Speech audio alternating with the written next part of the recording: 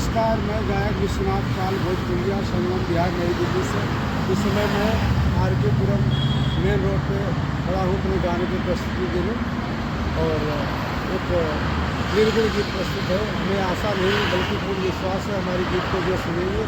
जरूर लाइक करेंगे। बहुत बहुत धन्यवाद। गीत में भाव है, एक लाइन गीत के कहने का तरफ लाइन था, बड़ी पुरानी गीत है और ये गीत के लिखे वाला स्वर्गीय श्री परशुराम यादव जी हमें क्या लिख लूँ। अरे आंगन में फूला फूला गेनावाए नाना दो कि आंगन में फूला फूला गेनावाए नाना दो बाजले बधाइया दुआरे पर आय आंगन में फूला फूला गेनावाए नाना दो अरे बाजले बधाइया दुआरे पर। यह गीत के लाइन रहा मगर जौन गीत हम गाँव के बाबूजी ओमें भाव दिले का दिले मटिया कमोलयाना मोल मोरे मिटावा अरे मटिया कमोलयाना मोल मोरे मिटावा मोला मिलाव जानी मटिया में कि मटिया कहार मास मटिया का तनावा और मटिया के पिजड़ा में बोलता सुगनावा अरे मटिया में बोले मीठी बोल मोरे मिटावा बोला मिलाव जानी मटिया में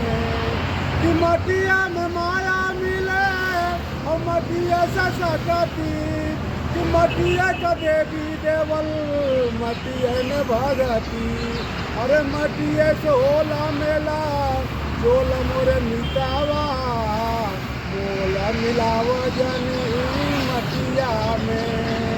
कि मटिया कमोल आना बोल मोरे भैया और यही बद माटी खाए कुंवर कन्हैया अरे देखली यशोदा मुहवा बोल मोरे मिटावा कि देखली यशोदा मुहवा बोल मोरे मिटावा बोला मिलाव जानी मटिया में कि माटी का महा का स्वामी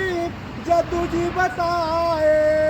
और गुड़वा व गुड़ा यही माटी में बताए अरे मटिया से पारा सूखा रोल मोरे मिटावा कि मटिया से पारा सूखा रोल मोरे मिटावा